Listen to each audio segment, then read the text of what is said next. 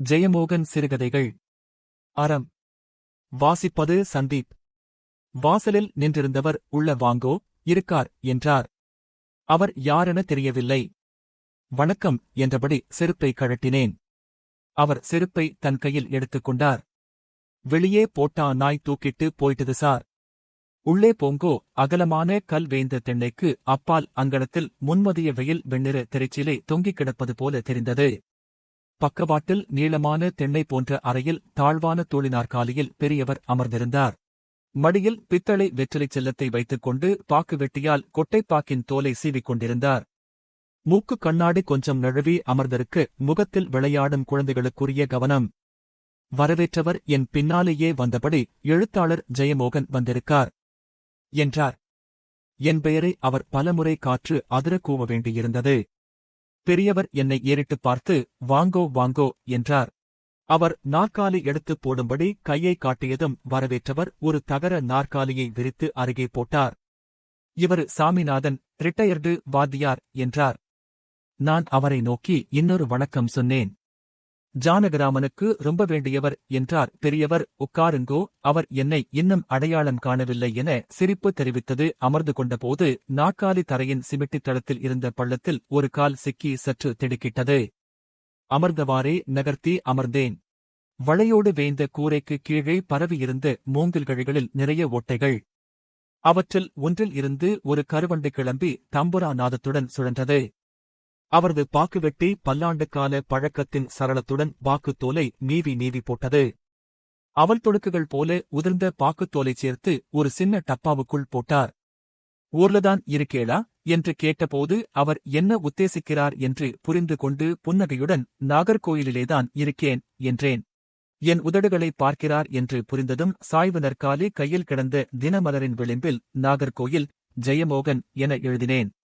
சட்டென்று கண்கள் விரிந்து என் கைகளைப் பற்றிக் கொண்டார். சந்தோஷம், ரொம்ப சந்தோஷம், பெரிய கௌரவம் என்றார்.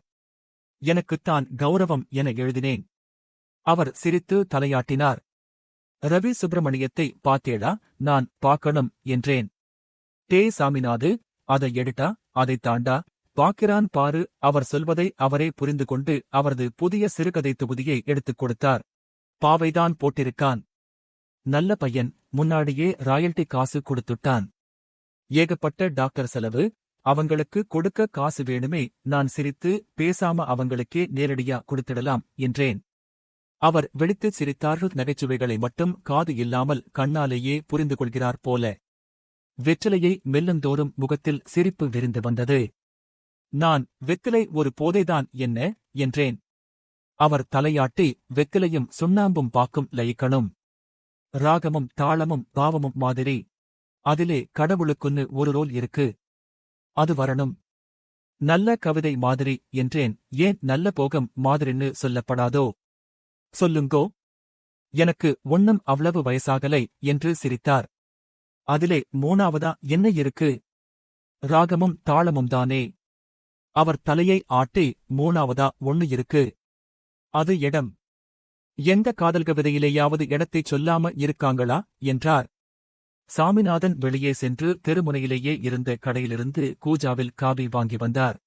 எனக்கு ஒரு டம்ளர் ஊற்றிவிட்டு பெரியவருக்கு அரை டம்ளர் ஊற்றினார்.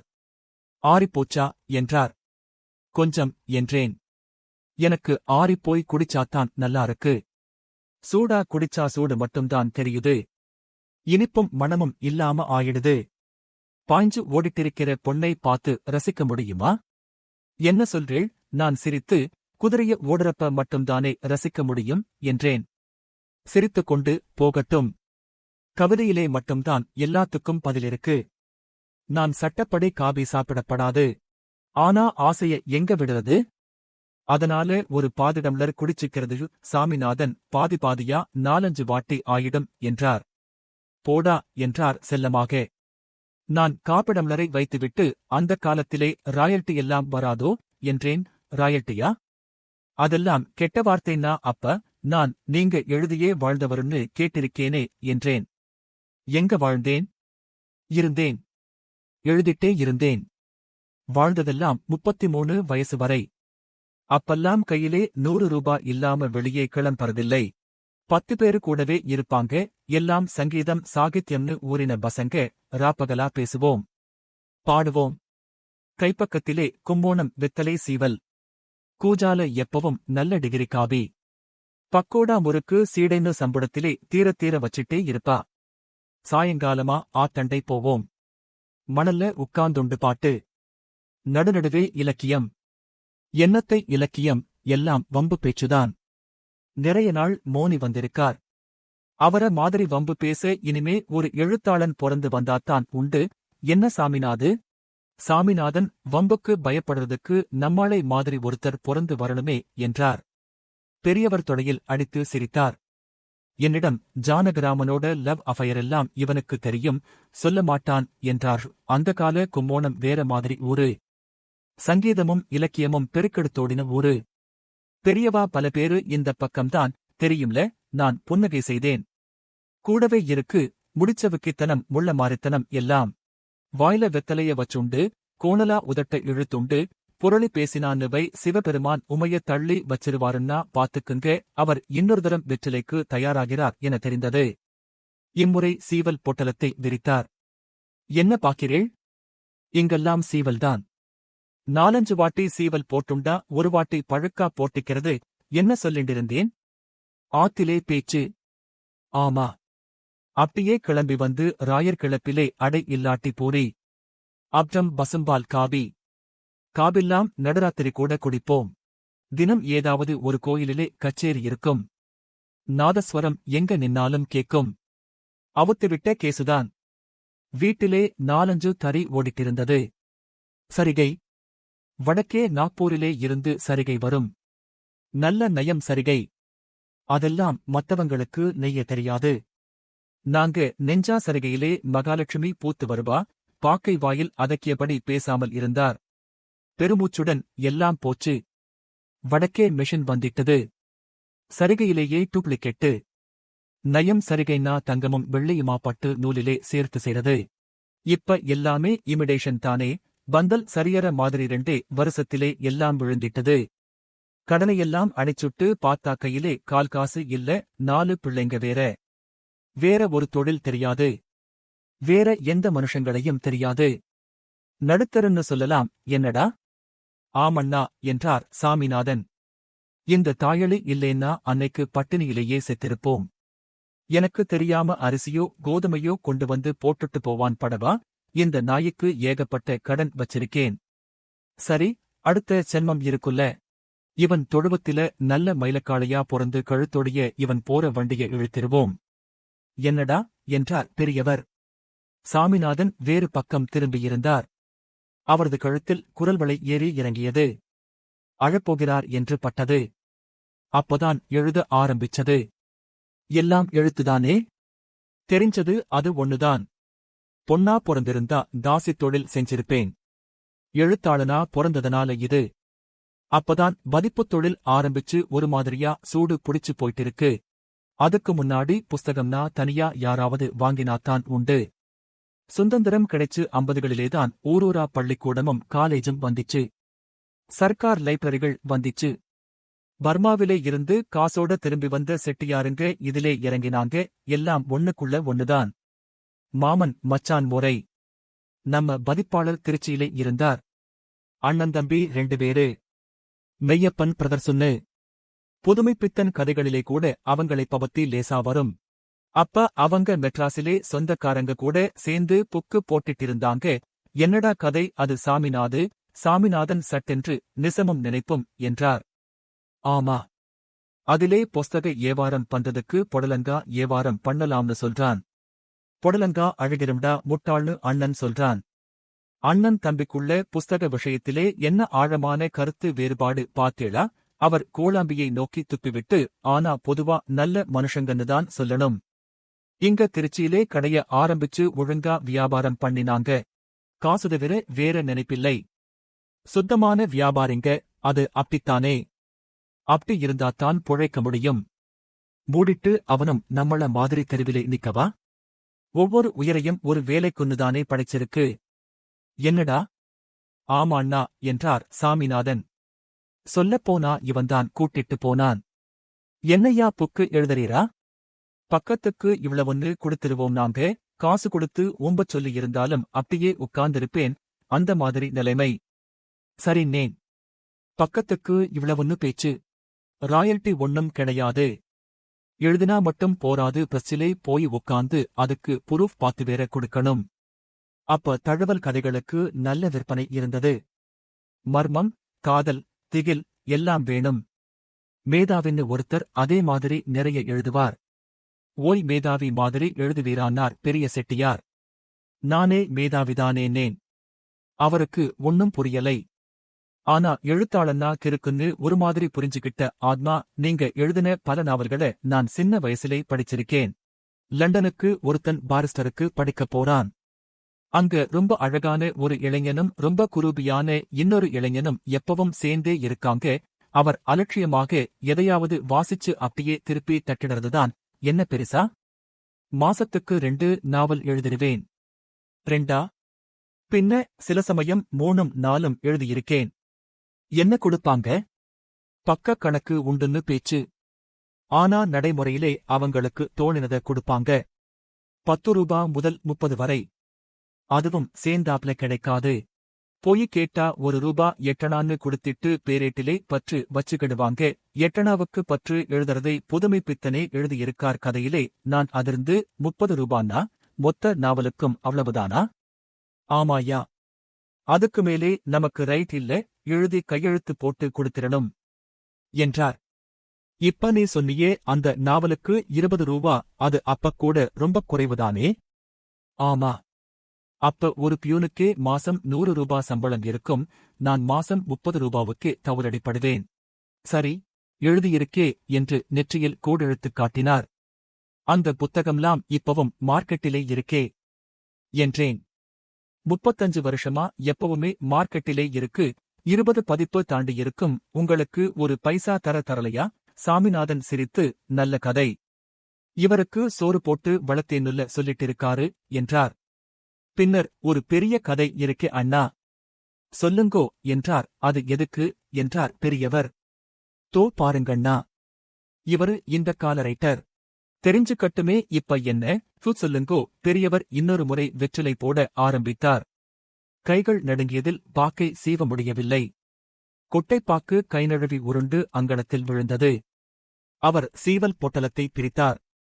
தலை குனிந்து கொஞ்ச நேரம் அமர்ந்திருந்தார். நான் பரவாயில்லை, பிறகு சொன்னா போச்சு என்று சொல்லும் நிலையில் இருந்தேன். பெரியவர் பெருமூச்சுடன், சொன்னேனே, அப்பல்லாம் ஸ்கூலுக்குண்டான புக்ஸுக்குத்தான் ஏக கிராக்கி. காங்கிரஸ் சர்க்காரு வந்திருக்கு. சுதந்திரப் போராட்ட வீரர்கள், தேசத் தலைவர்களைப் பத்தி சின்ன சின்னதா புக்ஸ் எல்லா ஸ்கூலிலேயும் இருந்தாகணும்னு சொல்லிட்டாங்க. அப்புறம் சயின்டிஸ்டுகள், அசோகர், அக்பர் இவங்கள மாதிரி சரித்திர புருஷர்கள் எல்லாரோட வாழ்க்கை வரலாறுகளும் தேவையா இருந்துச்சு. இவங்க ஒரு 100 புக்ஸ் போடுறதா ஒத்துண்டிருக்காங்க. ஆனா எழுதத்தான் ஆள் இல்லை. என்னை வரவழைச்சு என்னையா எத்தனை புக்ஸ் எழுதிருந்தாங்க. முந்தின நாள் எங்க வீட்டிலே ஒரு பெரிய சண்டை. மோரும் சாதமும் ஊறுகாயுமா வாழ்ந்திட்டிருந்தேன். ஒட்டுக்குடித்தனம். போத்திக்க துணி இல்லாம அரிசி சாக்கு பிரிச்சு தைச்சு போத்தர நிலைமை. கிழிஞ்ச வேட்டி, கிழிஞ்ச சட்டை. ஒரு காக்கி கோட்டு வச்சிருந்தேன். அது இருந்ததனாலே கிழிச சட்டை மறைஞ்சிட்டது. மானம் காத்து கிருஷ்ண பரமாத்மா கோட்டு ரூபத்திலே வந்தார்னு வைங்கோ. ராத்திரி சாப்பாட்டுக்கு பிறகு பேச்சு ஆரம்பிச்சது. இப்படியே போனா பொண்ணுக்கு ஒரு நல்லது எப்படி பண்றதுன்னு சொல்லி திட்டரா. நான் பாட்டுக்கு எழுதிட்டிருந்தேன். ஆத்திரத்திலே வந்து புடுங்கி தூக்கி போட்டுட்டா. அப்படியே வெறிவந்து நான் எந்திரிச்சு செவிலிலே 1 போட்டேன். வெளியே இறங்கி போய் பூதநாதர் கோயில் முன்னாடி ராமுழுக்க பனியிலே உட்கார்ந்திருந்தேன். காலம்பர செட்டியாரு அப்படி கேட்டப்ப சட்னு நாக்கிலே வந்துட்டது. 100 புக்கையுமே நானே எழுதுறேன்னு சொன்னேன். 100ஐயுமா என்றேன். பெரியவர் சிரித்தபடி, நாய் துரத்தினா ஓடுறதுக்கென்ன, 100ஐயும் தான். புக்கு ஒண்ணுக்கு 50 ரூபா. 100 புக்குக்கு 5000. விளையாடறியான்னாரு. இல்ல, நான் எழுதிருவேனேன். அவங்களுக்கு என் வேகம் தெரியும். 1 வருஷத்திலே மொத்த புக்ஸையும் கொடுத்திருவியான்னாங்க. கண்டிப்பான்னேன். நான் 3 நாளிலே 1 புக்கா என்றேன். எழுதினேன். இப்ப எனக்கே ஆச்சரியமா இருக்கு. பையனுக்கு ஒரு லெட்டர் போடணும், 7 நாளாச்சு. இங்கிலாண்டிலே 4 வரி எழுதி அப்படியே வச்சிருக்கேன். ஆனா அப்ப சாமி வந்தவன் மாதிரி எழுதினேன். ராமுழுக்க உட்கார்ந்து எழுதுவேன். ஒரு நாளிலே 100 பக்கம் வரை கூட எழுதியிருக்கேன். கை சலிச்சு ஒன்றிரும். காலம் பரபாத்தா புறங்கை வீங்கி மெதுவடை மாதிரி இருக்கும். அப்ப நான் சொல்லி என் பொண்ணும் பையனும் எழுதுவாங்க. 3 நாளைக்கு ஒரு புக்கு வீதம் கொண்டு வந்து கொடுப்பேன். காலையிலே பிரஸுக்கு போய் புரூஃப் பார்த்துட்டு மத்தியானம் பிரஸ்லேயே ஒரு தூக்கம். நேரா நடந்து லைப்ரரி போய் அடுத்து புக்குக்குண்டான மூல புத்தகத்தை எடுத்துட்டு வீட்டுக்கு போனா ஒரு காபிய சாப்பிட்டுட்டு எழுத உட்கார்ந்திருவேன். படிக்கிறதும் எழுதுறதும் எல்லாம் ஒரே சமயம் நடந்துட்டிருக்கும். சில சமயம் விடிஞ்சாத்தான் எந்திரிக்கிறது. சொல்றதுக்கென்ன, ஒரு வருஷத்திலே முடிச்சு கொடுத்திட்டேன்னு வைங்க. கடைசி புக்கு வந்தப்ப முதல் புக்கு 3ஆம் எடிஷன் வித்திட்டிருக்கு. நான் அந்த புக்ஸ் எல்லாத்தையுமே நான் வாசிச்சிருக்கேன். இப்ப கூட புதுசா போட்டிருக்காங்க. ஆமா, வந்துட்டேதான் இருக்கு என்று சிரித்தார். எப்படியோ ஒரு ஆசானா நாம நம்மால முடிஞ்சத பிள்ளைகளுக்கு பண்ணியிருக்கோம் பெருமூச்சுடன். ஆனா நான் கதை எழுதுறத விட்டுட்டேன். இலக்கியமெல்லாம் எங்கேயோ போயாச்சு. ஒருத்தரையும் பார்க்கிறதில்லை. சில சமயம் கரிச்சான்குஞ்சு ரோட்டில பார்த்தா டேய் தாயோளி நில்லுடா பழிம்பார். தூரம்னா வேலை கிடக்கு சுவாமின்னு போயிடுவேன். பக்கம்னா அப்படியே சட்டைய பிடிச்சிருவார். பச்சையா ஏதாவது வைவார். அவருக்கென்ன ஆனா ஆவனான்னு கத்தினா மாசம் சம்பளம் வீட்டுக்கு வந்திருது. இலக்கியம் பேசலாம். நமக்கு எல்லாமே போச்சே. 2 நாவல் 4-5 கதை தேரும். அதை எவனாம் வாசிக்கணும், வாசிப்பான். சாமிநாதன் அதான் புதுமைப்பித்தன் சொன்னானே என்றார். மனப்பாடம் ஒப்பிப்பது போல இருள் இருந்தால் தானே ஒளி? ஒளி வராமல் போய்விடுமா? அதுவரை காக்க வேண்டியதுதான். பெரியவர் புன்னகை பூத்தார். அத்தனை துயரம் நிறைந்த புன்னகையை சமீபத்தில் நான் கண்டதில்லை. சாமிநாதன், எத்தனை காலமோ? ஒளி வரும்போது நாம் இருக்க வேண்டும் என்ற அவசியமுண்டா என்று முடித்தார். அது புதுமைப்பித்தனின் கடிதம் கதை என்று நினைத்தேன். சொல்லுங்கோ, மெயின் பாயிண்டுக்கு வரலியே என்றார் சாமிநாதன். எதுக்குடா அதெல்லாம்? பொணம் சிதையிலே எரியறப்ப எல்லாம்தான் சேர்ந்து எரியறது. காமம், குரோதம், மோகம் எல்லாமே. லைஃபிலே இதுக்கெல்லாம் ஒரு அர்த்தமும் இல்லடா. சாமிநாதன், இல்லண்ணா. அவரு தெரிஞ்சுக்கிடணும் என்றார். பெரியவர் என்னை பார்த்து சிரித்து, இவரு வேற மாதிரி ஆளு. இவருக்கு கதவெல்லாம் தானா திறக்கும். இல்லைன்னா மனுஷன் உடைச்சிருவாரு சில ஜாதகம் அப்படி என்றார். மீண்டும் கொஞ்ச நேரம் அமைதி. அப்பப்ப வாங்கினது போக மிச்ச பணத்தை அவங்க கிட்டையே வச்சிருந்தேன். நம்ம கைக்கு வந்தா தரித்திர லட்சுமிக்கு பூசை நைவேத்தியம்னு பண்ணவே சரியா போயிரும்.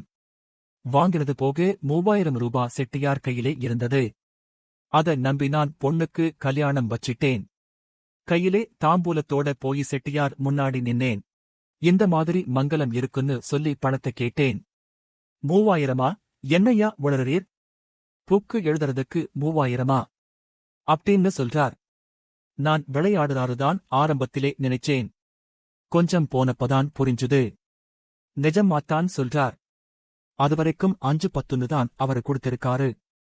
3000 தூக்கி ஒரு எழுத்தாளனுக்கு குடிக்கிறத நினைச்சே பார்க்க முடியலை. 100 புக்கு வித்திருக்காரே என்றேன். ஆமா. அதிலே வந்த லாபத்திலே கடையே டபுள் திருவிழா வளர்ந்தாச்சு. திருச்சியிலே மச்சு வீடு கட்டியாச்சு. ஊரிலே நிலப்புலம் வாங்கி போட்டாச்சு. ஆனா அதெல்லாம் கண்ணுக்கு படாதே. எனக்கு ₹1,00,000 கடன் இருக்கேங்கிறார். வியாபாரத்தை விரிவு பண்ண வாங்கின கடன். கருப்பட்டை சிப்பல் மாதிரி விதவிதமா புக்கு அச்சு போட்டு குடோன் போரா கட்டுக்கட்டா அடுக்கி வச்சிருக்கார். எல்லாம் பணம். ஆனா வியாபாரத்திலே எப்பவும் முதல் கடனாத்தானே இருக்கும். அவருக்கு அதான் கண்ணுல படுது. அந்த பணத்தை வச்சு சம்பாதிக்கிறது படலே. 3000-மா பேசவே படாது. 700-ன்னா தர்றேங்கிறார். சாமி வயத்திலே அடிக்காதீங்கன்னு கெஞ்சினேன். சட்டுன்னு கண்ணிலே தண்ணி கொட்ட ஆரம்பிச்சிட்டது. என் பொண்ணு வாழ்க்கையை கெடுக்காதீங்க முதலாளின்னு சொல்லி மேஜைக்கு அடியிலே குனிஞ்சு செட்டி காலை பிடிச்சுக்கிட்டேன். காலை உதறிட்டு எந்திரிச்சு காட்டுக்கத்தலா கத்தினாரு. என்னையா என்னை ஏமாளின்னு நினைச்சீரா? காலை பிடிச்சா காசை கொடுத்துருவேனா? 4 8 உழைச்சு சேர்த்த காசையா? நீ என்னைய எழுதினே? 4 புக்கை வாசிச்சு திருப்பி எழுதினே. அதுக்கு 4000-மா? எழுதுறது என்ன பெரிய மசிறு காரியமா? ஸ்கூல் புள்ளைங்க கூடத்தான் நாள் முச்சூடும் எழுதுறதே. இத்தனை நாளு உன் வீட்டிலே அடுப்பெரிஞ்சது என் காசிலே தெரியுமா? நன்னி கெட்ட நாயே. உன்னையெல்லாம் மனுசன்னு நம்பினேனே அப்படின்னு கத்தரார் கூட்டம் கூடிட்டது. முதலாளி சொல்றதுதானே நியாயம், என்ன இருந்தாலும் 7 வருஷமா சோறு போட்ட தெய்வம்ல அவரு கிறாங்க. அப்பதான் தம்பி வந்தான், அவனும் என்னைய திட்டினான். நான் வெறிபிடிச்சு கத்த ஆரம்பிச்சேன். என்னை ஏமாத்தி சொத்து சேர்க்கிறே, நீ உருப்பட மாட்டேனேன். அவன் சட்டுன்னு என்னை கை நீட்டி அடிச்சிட்டான். 4 பேரு புடிச்சுக்கிட்டாங்க. என் உப்பதின்னிட்டு எனக்கே சாபம் போடுறியா போடான்னு பெரியவரு கத்தராரு. நான் தெருவிலே நின்னேன். ஒண்ணும் ஓடலை. சாயங்கால நேரம். வேற எங்க போறதுன்னும் தெரியலை. வீட்டுக்கு எப்படி போறது? எல்லா ஏற்பாடும் நடந்திட்டிருக்கு. காசு வேணும். நகை, புடவை எடுக்கணும். பந்தலுக்கு சாப்பாட்டுக்கும் அட்வான்ஸ் கொடுக்கணும். அங்கேயே நின்னேன். இருட்டினதும் மறுபடியும் முதலாளி காலிலே விழுந்து அழுதேன். போடா போடான்னு புடிச்சு வெளியே தள்ளிட்டாங்க. 8 மணிக்கு கடைய பூட்டிட்டாங்க. ராத்திரி முழுக்க அங்கேயே நின்னேன். எப்படி நின்னேன், எதுக்கு நின்னேன் ஒண்ணுமே தெரியலை. காதுல ஞொய்னு ஒரு சவுண்டு வருது. பின்னாடி அந்த சத்தம் பெரிய சிக்கலா ஆச்சுன்னு வைங்க. சத்தங்கள் வாசிச்சிருப்பீங்க. நான் ஆமா என்றேன். அவர் கொஞ்ச நேரம் ஒன்றும் சொல்லவில்லை. அந்த அமைதி கருங்கல் போல எடையுள்ளதாக தோன்றியது. பின்பு பெருமூச்சுடன் மேலும் சொன்னார். காலையிலே கடை திறக்க அவர் வர்றப்ப நான் திண்ணையிலே உட்கார்ந்திருந்தேன். அவரை பார்த்ததும் என் கண்ணிலே இருந்து கண்ணீரா கொட்டது. கையை மட்டும்தான் கூப்ப முடிஞ்சது. ஒரு சொல் வெளியே வரலை. தொண்டைக்குழியிலே மணல் அடைச்சுக்கிட்டது மாதிரி இருந்தது. அவர் என்னை கொஞ்ச நேரம் பார்த்தார். பியப்பாக்கிற மாதிரி ஒரு பார்வை. கடைய திறந்து உள்ள போனார். கல்லாவிலே கொஞ்ச நேரம் உட்கார்ந்திருந்தார். சட்டுன்னு என்ன தோணிச்சோ வெளியே வந்து, தாளிட்டே நீ சோத்த திங்கிறியா, பிய திங்கிறியா? மனுஷனாயா நீ? ஒத்த தகப்பனுக்கு பொறந்தவனாடான்னு வைய ஆரம்பிச்சார். தெரியுமே, அவங்க வஞ்சாங்கன்னா தோலு உறிஞ்சு போயிரும். நான் கண்ணீரோட எனக்கு கதையில்லை, நான் போய் சாகத்தான் வேணும்னேன். போய் சாவுடா நாயே, இந்தா விஷத்த வாங்குன்னு ₹1 என் மூஞ்சியிலே விட்டெறிஞ்சார். கொஞ்ச நேரம் பிரமை பிடிச்சாப்ல உட்கார்ந்திருந்தேன். என்னமோ ஒரு நினைப்பு வந்து நேரா விறுவிறுன்னு நடந்தேன். செட்டியார் வீட்டுக்கு போயிட்டேன். காலம்பர 10 மணி இருக்கும். பெரிய ஆச்சி, அதான் பெரியவரோட சம்சாரம் திண்ணையிலே உட்கார்ந்து யாரோ பக்கத்து வீட்டு குழந்தைக்கு இட்லி ஊட்டிக்கிட்டிருக்கா. நேரா போய் கை கூப்பிட்டு நின்னேன். என்ன புலவரேன்னா? அவளுக்கு பெருசா ஒண்ணும் தெரியாது. எழுத்து கூட்டத் தெரியும், அவ்வளவுதான். நான் கை கூப்பிட்டு இந்த மாதிரின்னு சொன்னேன். அவகிட்ட சொல்லி செட்டியார்கிட்ட சொல்ல வைக்கணும்னுதான் போனேன். ஆனா சொல்லச் சொல்ல எங்கேருந்தோ ஒரு வேகம் வந்துச்சு. உடம்பே தீயா எரியறது மாதிரி. கை கால்லாம் அப்படியே தழலா நெளியற மாதிரி. நான் சரஸ்வதி கடாட்சம் உள்ளவன்னு சொன்னப்ப அப்படியே சன்னதம் வந்துட்டது. என்ன குரல் மேலே போயிடுச்சு. அதுக்கு மேலே நான் செஞ்சதெல்லாம் எப்படி செஞ்சேன்னு இன்னைக்கும் எனக்கு ஆச்சரியம்தான். என் வயத்திலே அடிச்ச நீயும் உன் பிள்ளைக்குட்டிகளும் வாழ்ந்திடுமா? வாழ்ந்தா சரஸ்வதி தேவடியான்னு அர்த்தம்னு சொல்லிட்டே சட்டுன்னு பேனாவை எடுத்து ஒரு வெண்பாவை எழுதி அவ தட்டிலே இருந்த இட்லியை எடுத்து பூசி அவ வீட்டு கதவிலே ஒட்டிட்டு வந்துட்டேன். வரவர வேகம் குறைஞ்சது. நடக்க முடியாம ஆச்சு. சாப்பிட்டு ஒரு நாள் தாண்டியாச்சு. ஆனா சோத்த நினைச்சாலே கொமட்டல். நேரா போனேன். கையிலே கிடந்த பழைய வாற்று வித்து மூக்கு முட்டை குடிச்சேன். எப்ப வீட்டுக்கு வந்தேன், எங்க படுத்தேன் ஒண்ணுமே தெரியாது. என் பெஞ்சாதி ஓடிப்போய் கிணத்திலே குதிக்கப் பார்த்திருக்கா. பகலிலே வீடு முழுக்க ஆளானதனால புடிச்சுக்கிட்டாங்க. பொணம் மாதிரி படுத்திருக்கேன். யார் யாரோ வந்து உசுப்பறாங்க, வயறாங்க, யாரோ காலாலே எத்தறாங்க. ஆனால் காவேரி மணலிலே புதைஞ்சு கிடந்துட்டு மேலே நடக்கிறத பாக்கிறது மாதிரி இருந்தது. நான் செத்தாச்சுன்னு தோணிச்சு. செத்துட்டேன்னு நினைக்கிறப்ப என்ன ஒரு நிம்மதி. எல்லா எடையும் போச்சு. 40 வருஷமா இருந்த ₹1,00,000 கடனை ஒரே நாளிலே அடைச்சுட்டா எப்படி இருக்கும், அதே மாதிரி அப்படி ஒரு நிம்மதி. காத்து மாதிரி, பஞ்சு மாதிரி. அப்பதான் என் காதிலே முதலா ஒரு குரலை கேட்டேன். என் பேரையே யாரோ சொல்றது மாதிரி. மென்மையா பெத்த அம்மா கூப்பிடுற மாதிரி. சாவு எவ்வளவு அழகானதுன்னு அப்ப தெரிஞ்சுக்கிட்டேன். இப்ப சாவ பயமில்லை. சிரிச்சுட்டே காத்திண்டிருக்கேன். அது என்ன வெண்பா என்றேன். நான் ஊகித்திருந்தேன். ஆரம்தான். அப்படி ஒரு வழக்கம் இருக்கே. சத்தியமா அதைப் பத்தி எங்கேயோ கேட்டதோட சரி. கரிச்சான் குஞ்சுவும் நானும் யாப்பு பத்தி கொஞ்சம் பேசியிருக்கோம். மத்தபடி எனக்கு முறையா தமிழே தெரியாது. நான் எழுதின முதல் செய்யுளும் அதுதான். கடைசிச் செய்யுளும் அதுதான். பாட்டு நினைவில இல்ல, அதை மறக்கணும்னுதான் 25 வருஷமா முயற்சி செய்றேன். ஆனாலும் கடைசி 2 வரியும் ஞாபகத்திலே இருக்கு. செட்டி குலமறுத்து செம்மண்ணின் வீடாக்கி எட்டி எழுகவென் ரரம். நான் உத்வேகத்துடன் அப்ரம் என்னாச்சு என்றேன். நடந்தது என்னான்னு பின்னாடி சொல்லித்தான் எனக்கு தெரியும். ஆச்சி அப்படியே போட்டது போட்டபடி விரிச்ச தலையும் கலைஞ்ச சேலையுமா நேரா போய் கடை முன்னாடி நின்னிருக்கா. புலவனோட பணத்தை மிச்சம் மீதி இல்லாம இப்பவே குடுக்கணும்னு சொல்லியிருக்கா. நினைக்கவே சிலுக்குது. எப்படி இருந்திருப்பா? அந்த காலத்திலே ஒரு ஆச்சி மதுரைய எரிச்சாளே, அவ தானே இவ. எல்லாம் ஒரே வார்ப்பில்ல. செட்டியார் நடுங்கிப் போய் இல்லம்மா கொடுத்திடறேன். சத்தியமா நாளைக்குள்ளே கொடுத்திடறேன் இருக்கார். இன்னிக்கே குடு, இப்பவே குடு. நீ குடுத்த பின்னாடி நான் எந்திரிக்கிறேனோ சட்டுன்னு நேரா போயித்தார் ரோட்டிலே சப்புன்னு உட்கார்ந்திட்டா. நல்ல கருத்த நிறம். நிறைஞ்ச உருவம் 4 சைஸ் இருப்பா. முகத்திலே கனமா மஞ்சள். காலனா அகலத்துக்கு எரியராப்ல குங்குமம். பெருக்கிப் போட்ட தாலி சும்மா வாகைனத்து குலை குலையா விளைஞ்சது மாதிரி கழுத்து நிறைஞ்சு அம்மன் வந்து முச்சந்தியிலே கோவில் கொண்டது மாதிரில்ல அவ இருந்தா. ஒரு வார்த்தை சொல்ல முடியாது. சங்கை கடிச்சு ரத்தம் குடிச்சிருவா. செட்டி எந்திரிச்சு ஓடினான். பேங்கிலே அவ்வளவு பணம் இல்லை. கைமாத்துக்கு ஓடினான். தெரிஞ்சவங்க காலிலே விழுந்தான். பணம் திரட்ட சாயங்காலமாச்சு. அதுவரை அப்படியே நடுரோட்டிலே கருங்கல்லால செஞ்ச சிலை மாதிரி கண்ண மூடி உட்கார்ந்திட்டிருக்கா. தீ மாதிரி சித்திர மாச வெயில். நல்ல அக்கினி நட்சத்திரம்யா அது.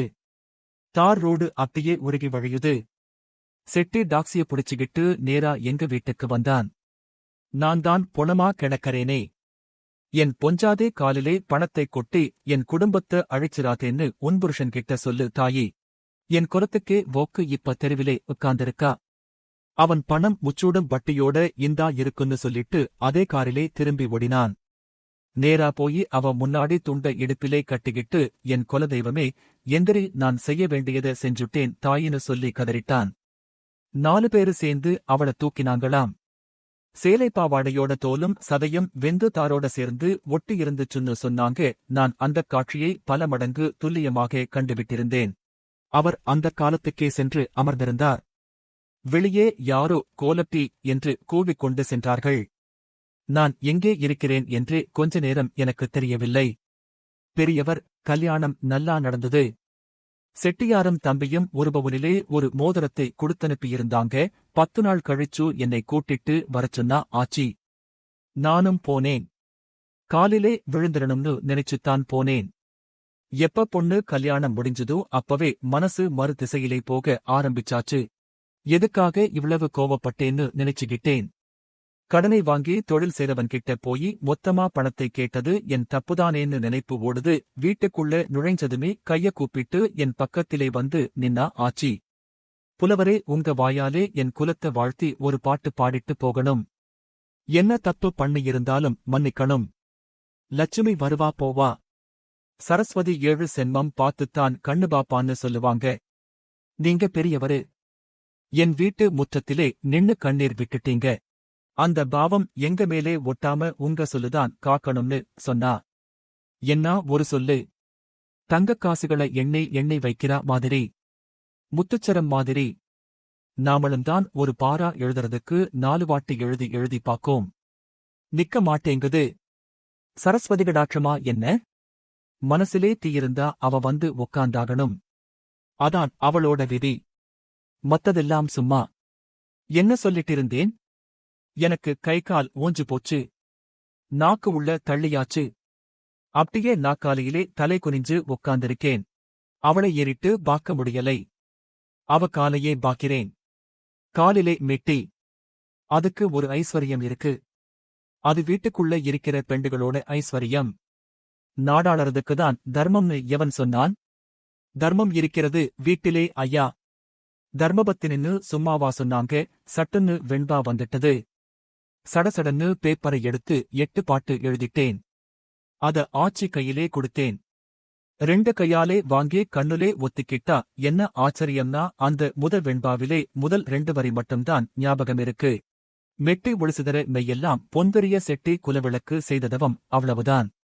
மிச்சவரிய பல வாட்டி ஞாபகப்படுத்தி பார்த்திருக்கேன். சரி, அவ்வளவுதான் நாம செஞ்சது, மிச்சம் சரஸ்வதி விளையாட்டுன்னு நினைச்சுக்கிட்டேன். உள்ள உட்கார வச்சு பட்டுப்பாய் விரிச்சு அவளே முன்னால நின்னு வெள்ளித்தட்டிலே சாப்பாடு போட்டா. ஒரு சின்ன தாம்பாளத்திலே பொன்னாணயம் 3 வச்சு, கூட 500 ரூபா பணமும் வச்சு கொடுத்தா. புள்ளைங்கள கூப்பிட்டு ஆசீர்வாதம் வாங்கிக்கச் சொன்னா. அன்னிக்கு படி இறங்கினவன் அதுக்கு முன்னாடி இருந்த நான் இல்ல. செத்து புழைச்சேன். அப்ப தெரிஞ்சது சொல்லுன்னா என்னான்னு. அது அர்ச்சுனன் வில்லு. எடுக்கிறப்ப 1 தொடிக்கிறப்ப 100 படுறப்ப 1000. என்னடா சாமிநாது? அறம்னு சும்மாவா சொன்னாங்க என்றார் அவர். அறம் கூற்று ஆகும்னுள்ள இளங்கோவும் சொல்றான். பெரியவர் சாமிநாதனை புதிய ஒருவரை பார்ப்பது போல பார்த்தார். பின்பு தனக்குள் சொல்வது போல, ஆமா அறம்தான். ஆனா அது அவகிட்ட இல்ல இருந்தது என்றார். இந்த வாசிப்பை கேட்டதற்கு நன்றி.